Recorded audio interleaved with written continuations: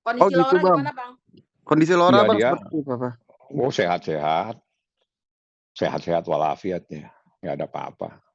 Semakin ceria dia, karena dia kan ada di tempat yang benar, didampingi dengan seorang yang benar dan sebagainya. Doain saja lah ini anak. Kalau nggak salah sih mereka akan dalam puasa bersama-sama ya. Informasi yang saya terima seperti itu. Ada rencana liburan kemana Bang sama NN? Kalau puasa nggak mungkin liburan. Puasa kan pasti ke masjid liburannya taraweh. Mm. Ya pasti ke masjid taraweh, mungkin taraweh di rumah. Kita ibadah lah ya 30 hari ya. Ada yang jadi dalam saat kita bulan puasa biasanya lebih sibuk dengan menjalankan ibadah, puasanya, tarawehnya, dan dalam kesempatan ini saya menyampaikan selamat menjalankan ibadah Ramadan. Insya Allah puasa kita diterima sama Allah Subhanahu wa Ta'ala. Saya pikir itu yang terpenting. Ada lagi yang mau ditanya masalah persidangan Baim Wong, sidang selanjutnya hari Rabu. Sekali lagi saya katakan bahwa Baim sampai detik kemarin tidak pernah ada perintah kepada saya untuk mencabut gugatan.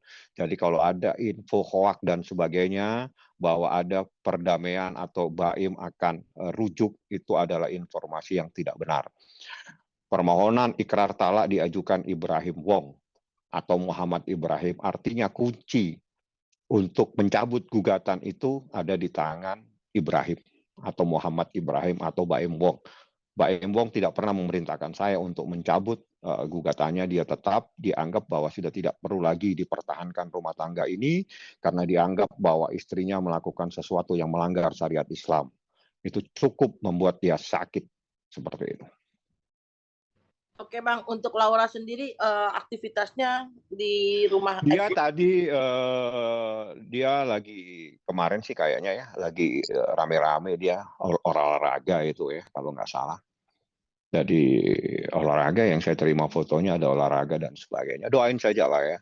Apalagi ini besok insya Allah sudah mulai kita menjalankan awal Ramadan. Kita doakan semua. Saya juga minta maaf semua sama teman-teman media kalau ada kesalahan apapun. Mungkin kadang saya di WA kadang nggak menjawab karena saya dalam keadaan sidang. Setelah itu baru saya jawab dan sebagainya. Saya juga minta maaf. Marhaban Ramadan. Itu yang harus saya ucapkan sekarang. Bang, kapan Laura bisa muncul ke publik Bang? Itu harus izin Nikita. Saya nggak berani ngomong. Kalau Nikita izinkan, pasti bisa tampil ke publik. Tapi kalau Anda lihat video-video Nikita atau mungkin di Instagramnya, itu kan dia sudah berduaan sama Nikita, dia dengan adik-adiknya, dan juga dengan Mail, dan juga dengan Lintang. Artinya dia sudah go public lagi. Dan itu pun harus izin. Kalau Nikita tidak mengizinkan, tidak bisa. Gitu. Tapi Bang, sekarang di mana sih Bang Laura tinggal di mana? Tempat istimewa, seperti yang saya katakan kemarin. Abang terkait dengan statement dari pihaknya Fadel bahwa benar ada uang yang dibilang 800 juta itu ternyata nggak 800 juta kok, tapi di bawah itu jauh dan itu dipakai untuk keperluan Laura sendiri. Tanggapan Abang sendiri gimana Bang? Berarti benar dong, yang selama ini saya tidak mau menilai uangnya, saya hanya menilai kebenarannya yang selama ini disangkal dan seterusnya, dianggap bikin sial dan seterusnya. Terbukti bahwa justru ada uangnya seorang anak kecil, ada dikelola. Itu saja, saya nggak akan membahas nilainya, tapi saya mau mencoba membahas tentang kejujuran. Kejujuran dan kebenaran. Kejujuran itu penting dalam hidup, kebenaran itu penting supaya kita itu tegak lurus dalam menjalani kehidupan. Itu adalah pengakuan dan itu adalah sebuah petunjuk, bukti adanya sebuah kebenaran apa yang disampaikan oleh Nikita Mirzani yang selama ini. Soal nilai saya tidak mencampuri karena itu persoalan lain, tapi yang terpenting apa yang disampaikan Nikita Mirzani itu benar. Dan itu sudah dijawab sendiri yang selama ini selalu dibantah. Itu saja yang terpenting dan Anda bisa menilai bagaimana seseorang bisa membantah tiba-tiba sekarang membenarkan. Anda bisa melihat seperti itu ya. Bang, Tapi apakah Bang, Laura Bang, sekarang masih tinggal sama tinggal di itu Bang, sama kan dia berubah gara-gara budenya ya Bang ya kalau nggak salah Bang.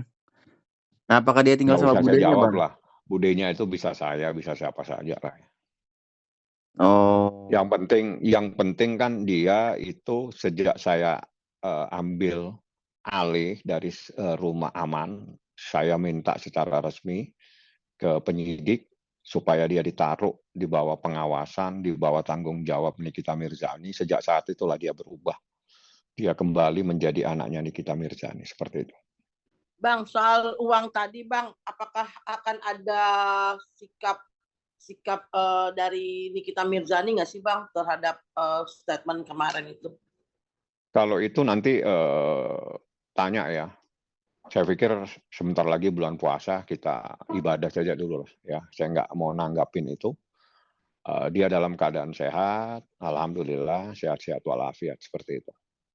Artinya dari pihak Niki sendiri sampai bulan puasa ini tidak akan membuat laporan atau apa? Enggak, dia mau ibadah saja lah ya. Kita mau ibadah semua. Tapi hal-hal yang sudah terjadi, kalau memang ada proses yang harus kita lalui, kita harus laksanakan. Contohnya sidang Rabu itu, sidangnya Baim Wong itu, walaupun itu bulan puasa, karena itu sudah terjadi jauh sebelum bulan puasa, saya harus hadir. Tapi kalau misalnya ada sesuatu yang harus kita laksanakan, mungkin alangkah baiknya kita tunda dulu. Kalau mengawali adanya sebuah perbuatan, saya berharap mungkin kita bisa diskusikan sama misalnya yang meminta bantuan untuk kita laksanakan setelah Idul Fitri. Jadi biar kita konsentrasi di dalam ibadahnya. Tapi kalau hal-hal yang terjadi sebelum bulan Ramadan dan itu menjadi rangkaian peristiwanya yang harus dilaksanakan di dalam awal bulan Ramadan dan pertengahan dan seterusnya, ya harus kita laksanakan dan itu menjadi kewajiban seorang advokat untuk tetap mengikuti proses hukumnya baik dalam persidangan dan proses hukum yang lainnya seperti itu. Bang Oke, ada Abang, rencana Laura sama NM mau ke Mekah Bang? Sepertinya, tapi nggak tahu kapan ya. Saya nggak tahu kapan. Sepertinya sih mau rame-rame sama adik-adiknya kali. Itu seperti itu. Abang menanggapi bahwa Bang Rasman katanya juga mau melaporkan Laura, gimana tanggapan Abang sendiri Bang? Itu siapa yang ngomong? Kabarnya. Enggak, maksudnya yang bicara ini siapa? Kalau yang bicara itu advokat, saya akan menanggapi. Kalau enggak, saya enggak akan menanggapi. Oke, Bang. Abang R Bang, Abang R. Siapa itu? Bang Ran. Iya, legalitasnya apa? Sebagai apa? Jadi Kuasa kalau hukum Bang, kuasa hukum. kuasa hukum itu ada legalitasnya. Misalnya ada berita acara sumpah, ada dan sebagainya. Kalau saya menanggapi, mohon maaf, akhirnya nanti saya salah dengan organisasi. Karena dalam organisasi itu ketat, syaratnya ketat. Jadi saya tidak boleh membenarkan hal-hal yang menurut hukum itu sudah dilakukan sesuatu yang kita sudah tidak bisa lagi mengkategorikan bahwa dia adalah seorang advokat. Seperti itu. Bang. Contoh, ini biar teman-teman wartawan tidak bertanya-tanya. Tiba-tiba ada orang yang bertanya kepada saya. Saya wartawan, Bang. Ya, kalau saya tidak kenal, saya akan tanya. Anda itu punya nggak ID card-nya sebagai dari media, sehingga Anda itu bagian dari wartawan pers. Kalau nggak ada, saya mungkin tidak mau diwawancarain. Atau begitu sebaliknya. Itu kan berarti ID itu kan menentukan, betul ya? ID seorang wartawan itu menentukan. Betul, Bang. Nah, kalau misalnya tiba-tiba tidak ada ID, saya diwawancarai satu, berarti saya membenarkan bahwa dia adalah membenarkan seseorang yang tidak mempunyai ID card sebagai wartawan, tapi saya akhirnya membenarkan dia menjadi wartawan. Itu saya salah juga jadinya.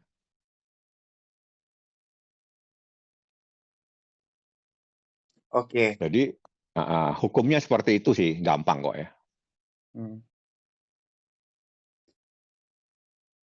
Lalu, jadi terkait yang maaf terkait Bude dan Pade itu Pade itu ternyata abang gitu bang, maksudnya bang, yang tadi dijelaskan.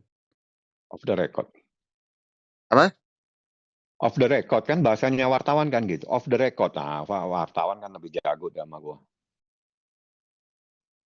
Ini lagi record, maksudnya gimana? Ya off the record, nggak boleh Anda tahu. Oh gitu, ya. Iya. Terus Bahasa yang gampang itu, mohon hmm, maaf, sampai sekarang harus dirahasiakan. Itu aja. No comment. no comment. Lalu Komen bang, itu bisa juga. tadi Laura nelpon kata abang penting itu soal apa bang? Sepenting apa bang? Nggak ada kalau dia telepon, itu kan berarti menggunakan telepon orang lain. Biasanya telepon yayasan. Kasihan kalau dia telepon saya tidak angkat. Paham ya? Jadi di dalam hidup ini kita punya skala prioritas. Artinya ini kan bisa saya hold ya, wawancara tadi kan bisa saya hold untuk sementara.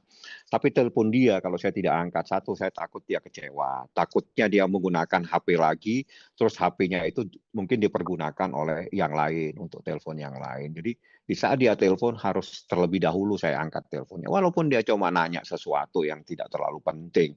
Tapi di saat saya bisa angkat teleponnya kan pasti ada kebahagiaan seorang anak. Ya telepon bisa diterima. Saya pikir itu kan yang terpenting. Jadi bukan ada sesuatu, tidak ada sesuatu, tapi bagaimana kita mencoba melakukan skala prioritas. Dia tidak punya HP, dia tidak bisa berkomunikasi dengan siapapun juga melalui alat komunikasi. Tapi di saat dia menggunakan alat komunikasi berarti dia meminjam dengan rumah istimewa tersebut. Nah, kalau memang dari rumah istimewa dia nelpon kepada saya, kan kasihan kalau nggak saya angkat. Jadi saya angkat sebentar, walaupun tidak lama. Biasa dia sering nelpon itu sering nanya Berarti aja. Bang, kapan lebih mau intens komunikasinya sama abang daripada sama NM bang, atau gimana bang? Enggak lah, sama mamanya sering, banyak banget. Itu rumah kan asik lah itu ya rumah. Saya bilang tadi tempat istimewa ya kan berarti kan istimewa sekali tempatnya. Abang Jadi berarti untuk membeda aja rumah istimewa sama tempat rumah aman sama tempat istimewa itu sama-sama tempat, cuma bedanya ini lebih eksklusif, lebih bagus, lebih santai dan seterusnya seperti itu. Bang terakhir abang kapan berarti ketemu udah sama LM Bang? Kemarin 2 hari yang lalu saya sama dia. Hari apa? Hari Minggu saya ketemu. Sabtu saya ketemu, Minggu ketemu lagi. Ya lagi kebetulan tidak jauh dari saya. Jadi tidak jauh dari rumah saya jalan-jalan. Dia anak saya juga seperti anak sendiri kan. Saya jalan-jalan ke sana, ngobrol, tawa-ketawa. Nggak ada berarti masalah. abang udah seperti ibaratnya sosok om ya bang bagi Laura ya om ya bang. Ya bisa dikategorikan seperti itu. Emang dari kecil kan saya mau kenal dia. Dia masih kecil kan saya sudah kenal dia. Jadi dia mungkin menganggap saya omnya. Omnya berarti Ami dia manggilnya. Ya udah. Makanya kalau di saat seperti itu dia telepon, kalau nggak kita angkat, saya takut jangan lu kenapa nggak mau diangkat kan gitu. Karena nggak gampang bisa menggunakan alat komunikasi di tempat istimewa tersebut. Karena itu kan memang dibatasi. Bukan dilarang tapi dibatasi. Jadi tapi boleh berkomunikasi. Nggak ada masalah.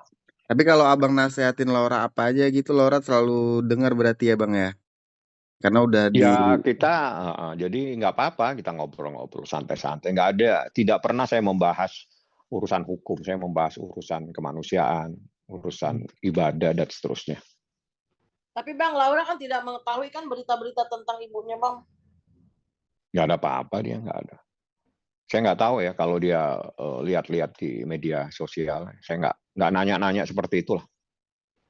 Dan Laura juga tidak bicara dengan Abang bertanya gitu. Enggak, kita bahas-bahas apa ya kemarin itu sambil ketawa-ketawa aja dia. Oh persiapan mau Ramadan ini gimana gitu loh. Itu aja yang kita bahas. Santai kok. Oke, Abang sedikit dong Bang tentang Niki Bang. Terserah Abang mau bicara seperti apa gitu. Aku cuma pengen nanya bagaimana dengan permasalahan. Saya mohon maaf diakhiri dulu. Ini ada telepon. Sedikit dari Bang. Laura lagi bang. Iya. Saya mohon maaf, akhirul kalam, wabillahi taufik wal hidayah. Wassalamualaikum warahmatullahi taala wabarakatuh. Saya harus terima telepon sebentar. Nanti kalau memang sempat kita lanjut lagi jam 2, jam 3 ya. Terima kasih ya. Oke, Bang. Yuk.